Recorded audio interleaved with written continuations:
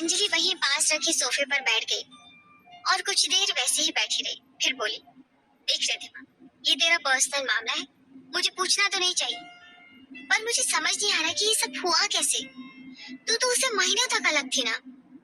रिद्धिमा उसी तरह बाहर देखती हुई बोली, दी, तलाक की रात को मेरे पास आया था। और अंजलि ये सुनकर उठकर खड़ी हो गई, गुस्से से बोली, तो क्या उसने जबरदस्ती? नहीं दी, बिल्कुल नहीं। ओह। और अपने सिर को दोनों हाथों से पकड़ते हुए अंजलि बैठ गई। कुछ देर कमरे में चुप्पी छाई रही। फिर अंजलि बोली, इसका अर्थ जो हुआ दोनों की मर्जी से हुआ, और तू अब भी उसी से प्यार करती है। अगर तू उसे इतना प्यार करती है तो उसे जाने क्यों दिया? तेरे प्यार में इतनी ताकत होनी चाहिए थी कि सैकड़ों ताने आकर भी उसे तुझसे छीन नहीं पाए। तेरी खामोशी ने ही अरमान को तुझसे अलग किया है रिद्धिमा। आज के जमाने में खामोश इंसान को डरपोक का नाम दिया जाता है। रिद्धिमा ने कुछ जवाब नहीं दिया, क्योंकि वो जानती थी यही सच था। कितनी ही बार उसने सोचा था कि अरमान से खुलकर बात करे, पर कर नहीं पाई, और दोनों के बीच की खामोशी ने दोनों को अलग कर दिया। पर अंजलि ये नहीं जानती थी कि रिद्धिमा की इस खामोशी के पीछे उसका ही एक डर था, कहीं अरमान उसे रिजेक्ट ना कर दे, और यही डर उस पर हावी होता चला गया। उसने सुना अंजलि कह रही थी, तो अब तूने क्या सोचा है? रिद्धिमा ने कुछ जवाब नहीं दिया और अंजलि बोली, अबॉर्ट करना चाहती है? रिद्धिमा ने नामे सिर हिलाया। अंजलि उसकी तरफ देखकर बोली, तेरा फैसला है, पर सोच ले, क्या रेहान या कोई और तुझे ऐसे स्वीकार करेगा? रिद्धिमा अंजलि की ओर देखते हुए बोली, दी, मैंने अरमान से संबंध जोड़े, और मैं ये बात जिससे भी शादी करती उसे बताकर ही करती। और अंजलि उसकी बातों में बीच में बोल पड़ी, तेरे साथ जिसकी भी शादी होती वो ये बात अच्छी तरह जानकर ही करता, क्योंकि तू लगभग 1 साल तक अरमान के साथ एक कमरे में रही। आजकल ये बातें कोई मायने नहीं रखती, पर किसी और के बच्चे को अपनाना जरूर मायने रखता है। दी, मैं कुछ और आपसे कहना चाहती थी। वैसे मैंने शादी ना करने का फैसला किया है, और अब मैं अपने बच्चे के साथ जिंदगी गुजार लूंगी, अपनी मम्मा की तरह। नहीं, बिल्कुल नहीं थी। मम्मा खुद को बहुत बेबस महसूस करती थी कि उनकी पापा से शादी नहीं हुई थी, इसलिए समाज में ऐसा गलत था, और मम्मा इसी बोझ से हरदम दबी रही। पर मैं अरमान की ब्याहता हूँ, भले ही अब हमारा तलाक हो गया, और इस बच्चे के दादा हैं जो इसे खुशी खुशी अपना लेंगे। अंकल ने मेरे लिए अरमान को छोड़ दिया, तो मैं उनको उनका वारिस दूंगी। मुझे बस इतना डर है कि कहीं अरमान इस पर अपना हक ना जताने लगे। इसका कोई चांस ही नहीं है, क्योंकि अरमान ने दूसरी शादी कर ली है।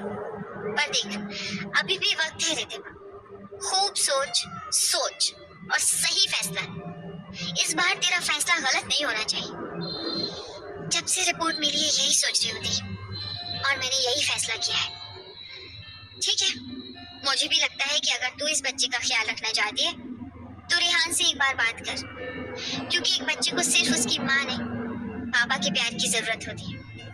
और रेहान तो इतना दिल वाला है और तुझसे इतना प्यार करता है कि खुशी खुशी इस बच्चे को अपना लेगा। आगे जैसे तेरी मर्जी। कई महीने बीत चुके थे अरमान को अमेरिका में रहते हुए। इसी बीच मम्मा की 2 बार सर्जरी करवानी पड़ी थी और रेडियोथेरेपी कंप्लीट हो चुकी थी। तान्या कभी कभी ऑस्ट्रेलिया चली जाती थी और कुछ दिन के लिए वापस आ जाती थी, पर उसकी बातों से पता चलता था कि उसे अमेरिका बहुत पसंद था, और वो यही अपनी कजिन के साथ मिलकर एक हॉस्पिटल खोलने का प्लान बना रही थी। पर अरमान को इन सब में कोई दिलचस्पी नहीं थी, और उसने साफ साफ तान्या को सब बता दिया था कि उसने इंडिया सिर्फ और सिर्फ अपनी मम्मा के लिए छोड़ा है, इसलिए वो अमेरिका में भी नहीं आएगा। पर इन सब में अच्छी बात यह थी कि लिजा बहुत तेजी से रिकवर कर रही थी और अमेरिका में घर से ही ट्रीटमेंट करवा रही थी, और उन्हें ऑस्ट्रेलिया में अपने घर लौटने की बहुत जल्दी थी। डॉक्टर अरमान ने भरोसा दिलाया कि लिजा जल्दी ही पूरी तरह से स्वस्थ हो जाएगी, पर 6 महीने में उनके चेकअप के लिए उसे यहाँ आना पड़ेगा। इन सब बातों में अरमान इंडिया की रिद्धिमा की बात बिल्कुल भूल गया था।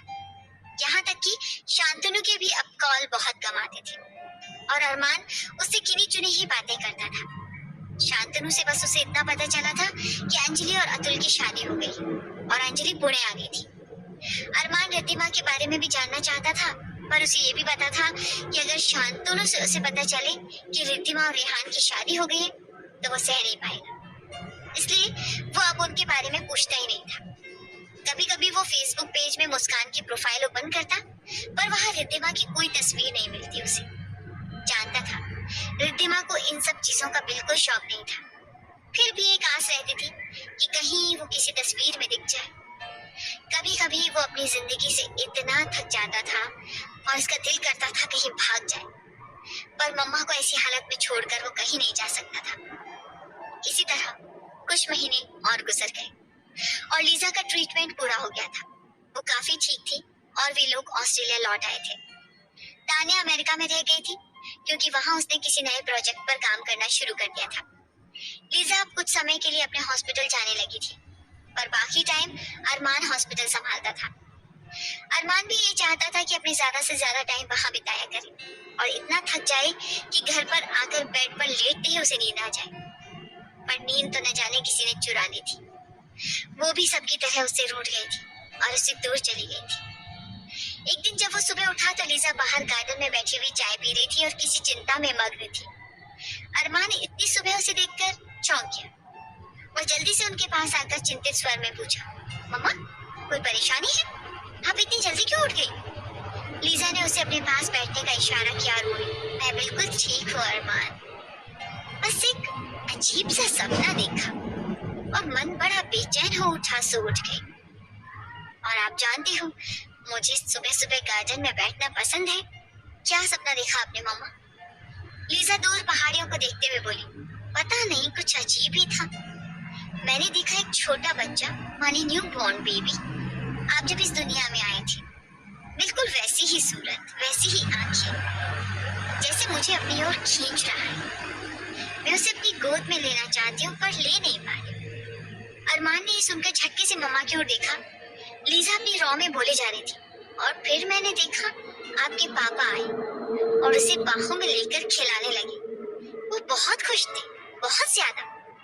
अरमान ये सुनकर सन्न रह गया। मम्मा को ऐसा सपना क्यों आया? इस सपने का क्या मतलब हो सकता है? उसमें और तान्या में तो अब तक ऐसा कोई रिश्ता ही नहीं बना था जिससे कि घर में कोई नया मेहमान आए। अरमान का सब कुछ जैसे रिद्धिमा में ही सिमट कर रह गया था और तान्या जैसी खूबसूरत लड़की के साथ एक कमरे में रहते हुए भी उसे कोई आकर्षण महसूस नहीं होता था। और तान्या ने पहले ही कह दिया था वो कभी खुद आगे बढ़कर नहीं आएगी, उसे झुकना नहीं आता था। और अब वो ज्यादातर दिन अमेरिका में ही बिताया करती थी। तान्या को बचपन से ही खुद कुछ करने का सपना था और अब उसे मिल गया था। उसके लिए अब अरमान से ज्यादा उसका सपना पूरा करने का जुनून था। अरमान का ध्यान उसकी मम्मा की बातों से टूटा। अरमान इस सपने का क्या मतलब है? क्या तान्या? पर उनकी बात पूरा होने से पहले अरमान बोल उठा, नहीं मम्मा ऐसी कोई बात नहीं है, तान्या को अभी अपना करियर बनाना है। लीजा चुप रही क्योंकि वो जानती थी ये झूठ था। उन्होंने तान्या से भी यही सवाल किया था कि उसके आगे की क्या प्लानिंग है, तो तान्या ने बस इतना कहा था, अरमान को अभी अपना करियर बनाना है और बस कुछ नहीं। अरमान ने सुना तो लीजा अपने आप में ही बोल उठी, शायद आपको ही देखा था मैंने। जब आप हुए थे तब आपके पापा ऐसे ही खुश थे। शायद वही यादें सपना बनकर आ गई। कभी कभी बहुत याद आती है उन दिनों की। अरमान ने कुछ नहीं कहा पर सोचा, मुझे भी बहुत याद आती है मम्मा, पर हम दोनों ही मजबूर हैं। आपने भी अपनी पूरी जिंदगी पापा की याद में गुजार दी और मैं किसी और की यादों में गुजारना चाहता हूँ। जिस तरह आपके दिल को कोई और नहीं भाया उसी तरह मुझे भी कोई और नहीं भाएगा मम्मा, क्योंकि इंसान शायद एक ही बार प्यार करता है और एक ही बार किसी को दिल देता है और उसकी यादें ही काफी होती हैं उस इंसान को जीने के लिए। रिद्धिमा को जैसे ही होश आया मलिक अंकल की टेंशन भरी आवाज उसके कान में गई। रिद्धिमा को अब तक होश आ जाना चाहिए था। डॉक्टर शुभ्रा मुस्कुराते हुए बोली, डॉक्टर मलिक आज आपका एक नया रूप देखा मैंने। आज आप डॉक्टर नहीं एक साधारण इंसान जैसे बन गए हैं जिन्हें अपनों की चिंता खाई जाती है और वो बार बार हम डॉक्टर्स को उनके बारे में पूछते हैं। मुस्कान की आवाज सुनाई दी, शुभ्रा मैम मैंने देखा है आपकी बेटी को जब डेंगू हुआ था आपके चेहरे की भी हवाइयां उड़ रही थी। आपने सही कहा डॉक्टर मुस्कान, इससे ये साबित होता है कि हम डॉक्टर से पहले एक इंसान है जिनके दिल में अपनों के लिए ढेर सारा प्यार छुपा रहता है। रिद्धिमा ने अपनी आंखें खोलने की कोशिश की पर खोल नहीं पाई। उसे याद आया कल रात उसे असहनीय पीड़ा हो रही थी और उसे तुरंत यहाँ एडमिट करा दिया गया था। रात को ही मलिक अंकल के साथ उसके सारे दोस्त यहाँ आ गए थे। उसका सिजेरियन किया गया था। उसने अपनी नजर घुमाने की कोशिश की उससे देखने के लिए, जिसे उसने 9 महीने तक अपने गर्भ में रखा और अपनी मर्जी से इस दुनिया में लाना चाहा। उसके बाद अंजलि से हुई बातचीत के बाद उसे उसके दोस्तों ने समझाने की कोशिश की थी कि इस तरह अपनी जिंदगी बर्बाद ना करे, पर उसे उस नन्हे को इस दुनिया में लाना था जिसमें इसकी कोई गलती नहीं थी। अंजलि ने मलिक अंकल से इस बारे में बात की थी और मलिक अंकल ने भी रिद्धिमा को यही समझाने की कोशिश की थी कि वो इमोशनल होकर ऐसा फैसला ना ले जिससे उसकी आगे की लाइफ खराब हो। तब रिद्धिमा ने उनसे यही प्रश्न किया था, अंकल, अगर ये बच्चा आपके खानदान का वारिस है तब भी क्या आप इसे स्वीकार नहीं करना चाहते? अंकल ये बात सुनकर चौंक गए थे। फिर उन्होंने कहा था, ऐसी बात नहीं है बेटा जी, मैं तो चाहता हूँ अब आपकी जिंदगी में कोई रुकावट ना आए। आप अगर इस तोहफे को मुझे दे दे तो मैं इसे सर आंखों पर रखूंगा। पर आपने क्या सोचा है, अगर ये बच्चा बड़ा होकर अपने माता पिता के बारे में जानना चाहेगा तो मैं क्या जवाब दूंगा? दोनों अलग हो गए, अपने अपने रास्ते चले गए। रिद्धिमा ने दृढ़ स्वर में कहा, मैं कहीं नहीं जा रही हूँ अंकल। मैं अपने बच्चे के पास ही रहूंगी क्योंकि इसके आने का फैसला मैंने लिया है। अब मैं दूसरी शादी नहीं करूंगी और अब तो मुझे एक और वजह मिल गई है। मैं चाहूंगी कि अब मैं अपनी सारी जिंदगी आपके और शशांक पापा के हॉस्पिटल को आगे बढ़ाने में लगा दूं। मलिक अंकल ने बस इतना ही कहा था। मुझे लगता है अब मेरी बेटी बड़ी हो गई है। आप जो फैसला करोगे मैं आपके साथ हूँ। रिद्धिमा रेहान की शुक्रगुजार थी कि उसने भी उसके फैसले पर कोई आपत्ति नहीं जताई थी। उसने बस इतना ही कहा था, रिद्धिमा, मैं जानता था तुम अरमान को भूलकर किसी और को नहीं अपनाओगी। इतना तो अब समझता हूँ, पर मैं खुश हूँ कि अरमान से अलग होते हुए भी अब तुम्हारे साथ ही रहेगा। पर अगर कभी मेरी जरूरत हो तो मैं तुम्हारे साथ हूँ। इस बच्चे को इस दुनिया में लाने के फैसले पर रिद्धिमा जितना डरी हुई थी, मलिक अंकल, रेहान और बाकी सबके उसके साथ खड़े रहने पर वो डर कहीं गुम हो गया था। इन महीनों में वो बस इस बच्चे का सपना देखते हुए उसका इंतजार कर रही थी, पर अभी तक उसे पता नहीं चला कि ये बाबा है कि बेबी और देखने में कैसा है। रिद्धिमा ने अपनी कलाई पर एक स्पर्श महसूस किया। डॉक्टर शुभ्रा उसका पल्स चेक कर रही थी। वो पल्स चेक करने के बाद उसका गाल थपथपाते हुए बोली, रिद्धिमा, आप मुझे सुन रही हैं? रिद्धिमा की सिर हिलाने पर वो बोली, गुड। अब आप अपनी आंखें खोलिए, डरिए मत, कुछ मिनट में आपको सब साफ दिखने लगेगा। रिद्धिमा ने आंखें खोली तो धीरे धीरे उसके सामने खड़े अंकल, अंजलि, अंजलि की मम्मा, अतुल, मुस्कान और बाकी दोस्त उसे दिखने लगे। उसके देखते ही मुस्कान चिल्ला उठी, हाय रिद्धिमा, बधाई हो, तुम मम्मा बन गई है। सिस्टर ने रिद्धिमा के पास वाले छोटे से बेड पर बच्चे के सुलाते हुए कहा, आपको अभी बच्चा नहीं दे सकती मैडम, पर आपको थोड़ा सा करवट लेने में मदद कर सकती हूँ, आप देख लीजिए। रिद्धिमा को सहारा देकर साइड में घुमाया गया और रिद्धिमा ने आश्चर्य से देखा एक छोटा सा रुई का गोला जिसे बेड पर सोया हुआ था, जिसके छोटे छोटे हाथ थे, पैर थे। उसके सिर पर अरमान जैसे काले काले बाल थे, काफी घने बाल। उसकी आंखें बंद थी, बिल्कुल गोरा चिट्टा, बिल्कुल अरमान जैसा। मुस्कान चिल्ला उठी, बेटा मुबारक हो रिद्धिमा। और उसके चिल्लाने से बच्चा डर कर रो उठा और उसने अपनी आंखें खोली और रिद्धिमा का दिल जोर से धड़क उठा। उसकी आंखें, ये क्या देख रही है रिद्धिमा? उसके नन्हे से चेहरे पर उसकी आंखें जैसे छोटी छोटी नीले रंग की कांच की गोलियां, नीली नीली आंखें, बिल्कुल अरमान के जैसी। इतनी समानता भी हो सकती है क्या? ऐसा लग रहा था मानो अरमान का क्लोन धरती पर आ गया हो। यह खाली बैठे रहते हैं तो लगता है एक एक दिन जैसे एक एक साल बन गया हो, पर समय तो अपनी गति से बहता रहता है। इंसान की ही फितरत है कि कभी वो किसी सुनहरे या विषादमय पल की याद में अटक कर रह जाता है और बरसों बीत जाने पर भी वहीं जैसे थम सा जाता है। रिद्धिमा की भी यही हालत थी। वो शशांक विला में चली गई थी और कॉलेज भी ज्वाइन कर लिया था, पर उसकी जिंदगी अभी भी उन पलों में ठहरी हुई थी जो उसने अरमान के साथ बिताए थे। लगभग आधा महीना बीत चुका था। उसका इंतजार करते हुए। पर अरमान ने ना कोई कॉल किया था और ना ही वापस आया था। रिद्धिमा नॉर्मल रहने की कोशिश करती थी, पर उसकी आंखें जैसे सब कुछ कह जाती थी। उसके दोस्त उसे खुश रखने की कोशिश करते थे और वो भी दिखावा करने की चेष्टा जरूर करती थी कि वो खुश है। अंजलि इस बीच कई बार आ चुकी थी और पिछले हफ्ते उसकी मम्मा भी आई थी अतुल के पेरेंट्स से उनकी शादी की बात करने पर अतुल ने मुंबई जाने से इनकार कर दिया था। अब वो अपने पेरेंट्स को छोड़कर नहीं जाना चाहता था। अंजलि की मम्मा इससे बहुत निराश हो गई थी, पर अंजलि पुणे आने के लिए तैयार थी और उसने मम्मा को मना लिया था। अंजलि चाहती थी अब रिद्धिमा भी अपनी जिंदगी में आगे बढ़ जाए, इसलिए एक दिन उसने बात छेड़ते हुए कहा, रिद्धिमा, मैं चाहती हूँ मेरी और तेरी शादी एक ही मंडप में हो। ये सुनते ही रिद्धिमा ने चौंक कर उसे देखा। अंजलि उसे देखते हुए बोली, इतना क्यों चौंक रही है तू कब तक ऐसे रहेगी?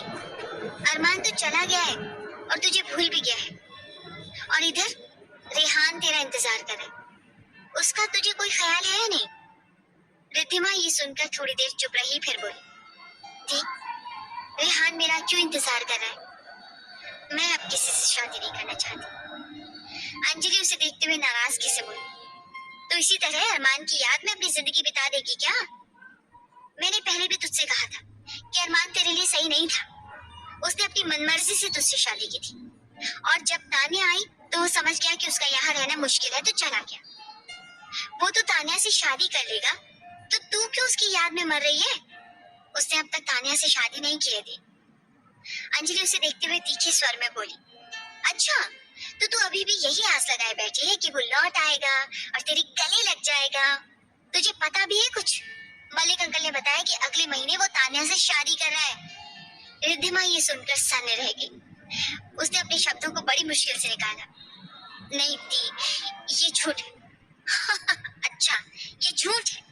अगर मेरी बात झूठी लग रही है तो पूछ ले मलिक अंकल से, वो तो झूठ नहीं कहेंगे ना। रिद्धिमा कुछ कहना चाहती थी पर वो कांप रही थी। उसे कुछ समझ नहीं आ रहा था कि क्या कहे। अंजलि उसकी हालत देखकर उसके पास बैठते हुए बोली, अरमान की मम्मा ने मलिक अंकल को कॉल करके उनकी शादी की बात बताई और उन्हें बुलाया, तो मलिक अंकल व्यस्त होने का बहाना देकर टाल गए। पर उन्हें इस बात से बहुत ही दुख पहुंचा है। उन्होंने मुझसे कहा कि मैं तुमसे रेहान की बात करूं। रिद्धिमा कुछ नहीं बोली, बस उसी तरह बैठी रही। अंजलि ने धीरे से कहा, देख रिद्धिमा, मैं तुझे इस तरह नहीं देख सकती। अगर अरमान इतनी जल्दी जिंदगी में आगे बढ़ सकता है तो तू क्यों नहीं? मेरी बात पर जरा गौर कर रिद्धिमा। ये बात याद रख, फैसला तेरा ही है, जो तू कहेगी वही होगा। मैं थोड़ा सोचना चाहती हूँ इस बारे में दी, और आपसे एक रिक्वेस्ट है, आप अभी रेहान से कुछ नहीं कहेंगी? हाँ ठीक है, मैंने मुंबई हॉस्पिटल से इस्तीफा दे दिया है क्योंकि मैं चाहती हूँ अभी से पापा का हॉस्पिटल संभालूं, और अतुल को भी मना लिया है वहीं ज्वाइन कर ले। शादी के बाद मैं तो अतुल के घर चली जाऊंगी, तो तू अकेली हो जाएगी यहाँ। तो जब तक मैं यहाँ हूँ खूब सोच ले इस बारे में और सही फैसला ले।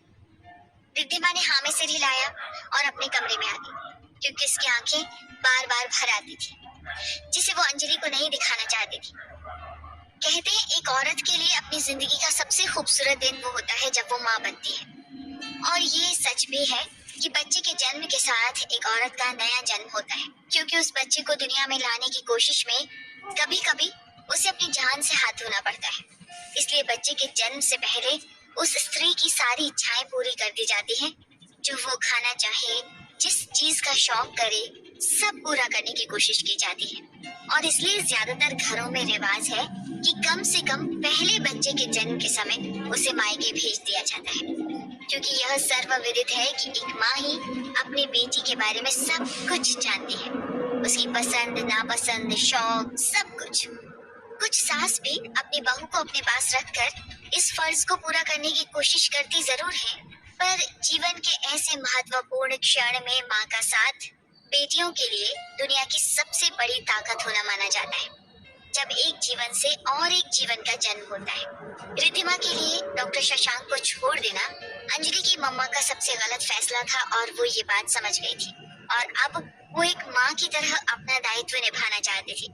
इसलिए रिद्धिमा की डिलीवरी के कुछ महीने पहले ही वो पुणे आ गई थी और उसका पग पग पर ख्याल रखती थी। अंजलि मम्मा को चढ़ाते हुए कहती थी, कर लो मम्मा प्रैक्टिस, क्योंकि कुछ दिनों में मैं भी आ रही हूँ अपनी सेवा करवाने। और अंजलि की बात सच भी थी, क्योंकि उसे भी प्रेग्नेंट हुए 3 महीने हो गए थे। अतुल के माता पिता उसका बहुत ध्यान रखते थे, पर अंजलि की मम्मा ने पहले ही उन्हें कह दिया था कि अंजलि का 7वां महीना लगते ही वो उन्हें अपने घर ले आएगी। और अंजलि की मांग थी कि मम्मा ने जितना ख्याल रिद्धिमा का रखा था, उससे ज्यादा रखना पड़ेगा। ये भी सच है कि जब एक औरत गर्भ धारण करती है, तो उसके लिए उसके जीवन का हर एक दिन रोमांचक हो जाता है। बच्चे ने पेट में करवट ली, बच्चे ने लात मारी, आदि आदि। हर एक एहसास वो अपने जीवन में भर लेना चाहती है। और जब वो इस दुनिया में आता है या आती है, तो उसे गोद में भरकर वो माँ खुद को सबसे खुशकिस्मत इंसान समझने लगती है। और फिर उस नन्हे के हर एक एक्शन में ही उसकी माँ की दुनिया सिमट जाती है। इसलिए कहते हैं, माँ बनना जितना कष्टदायी है, उतना आनंददायी भी। कहते हैं एक लड़की के बचपन में अपने पिता हीरो का रोल निभाते हैं, कभी कभी बड़े भाई भी। फिर शादी होने पर उसका पति उसका हीरो बन जाता है, और बेटे के आने पर वो बेटा उसका हीरो ही नहीं, सब कुछ बन जाता है। इसलिए बहुत सारे पतियों को ये शिकायत रहती है कि बेटा होने के बाद पत्नी उन पर ध्यान ही नहीं देती। पर देखा जाए तो यही लड़कों के साथ होता है। बचपन में माँ उसकी हीरोइन होती है, चाहे वो काली हो, गोरी हो, खूबसूरत हो या ना हो, कोई फर्क नहीं पड़ता। कभी कभी बड़ी दीदी भी यही भूमिका निभाती है, और शादी के बाद तो पत्नी में ही उसकी जान बसने लगती है। और फिर बेटी होने पर वही अपने पापा की परी बन जाती है। एक इंसान के लिए सबसे खूबसूरत पल होते हैं जब वो अपने खून को, अपने बच्चे को बड़ा होते हुए देखता है, उस बच्चे के साथ अपने बचपन को जीने लगता है, और उसकी हर एक क्रिया, नई नई चीजें सीखना उस इंसान को दुनिया का हर गम भुला देता है। रिद्धिमा के साथ भी यही हो रहा था। उसने जिस दिन पहली बार अपने बच्चे को गोद में लिया, उसे लगा जैसे इस दुनिया में आना उसका सफल हो गया। उसने अपने बच्चे को सीने में भींच लिया और उसकी धड़कन को महसूस करने लगी, और लगा जैसे उसकी अपनी ही धड़कन का एक छोटा सा हिस्सा उस नन्हे के दिल में धड़क रहा है। वो कुछ देर वैसे ही बैठी रही। उसका दिल ये सोचकर भर आया कि अरमान को इस बात की खबर भी नहीं है कि उनके प्यार का एक खूबसूरत फूल खिलकर अपनी खुशबू बिखेर रहा है। पर उसने अपनी सोच को झटक दिया, क्योंकि उसे अब अरमान से कोई लेना देना नहीं था। अब उसे अपने इस नन्हे के साथ हर पल खुशी से जीना था। उसने सुना मुस्कान कह रही थी, हाय, मेरे जीवन में एक क्षण कब आएगा जब मैं अपने बच्चे को इस तरह सीने से लगाकर प्यार करूंगी। रिद्धिमा ने आंखें खोली तो मुस्कान और राहुल खड़े थे। रिद्धिमा मुस्कुराते हुए बोली, कुछ महीनों में तुम दोनों की शादी होने वाली है मुस्कान। शादी तो हो जाएगी, पर राहुल ने कहा है जब तक हमारे पीजी पूरी नहीं हो जाएगी और हम कमाने ना लगे, बच्चे का कोई चांस नहीं। राहुल बोला, तो इसमें गलत क्या कहा? अभी तो हम निठल्ले हैं, कैसे बच्चे पालेंगे? मुस्कान बुरा सा मुंह बनाते हुए बोली, जैसे रिद्धिमा पालेगी वैसे। राहुल बोला, ओ पागल लड़की, भूल गई? इस बच्चे के दादा के पास करोड़ों की प्रॉपर्टी है, और हम उनकी धूल के बराबर भी नहीं है। मुस्कान ने मुंह बनाया, फिर रिद्धिमा से बोली, मुझे गोलू को देना, बहुत मन कर रहा है गोद में लेने का। कहीं गिरा मत देना। राहुल बोला, वेरी फनी। रिद्धिमा मुस्कुराते हुए बोली, तूने इसका नाम भी रख दिया? मुस्कान ने नन्हे को गोद में लिया और कहा, हाँ, गोलू। देखो कैसा प्यारा गोल गोल सा है ये। रिद्धिमा मुस्कुराते हुए मुस्कान को बच्चे को प्यार करते देखने लगी। एक माँ के लिए इससे गर्व की कोई बात नहीं होगी शायद, जब उसके बच्चे की सब तारीफ करें, उसे बहुत प्यार दें।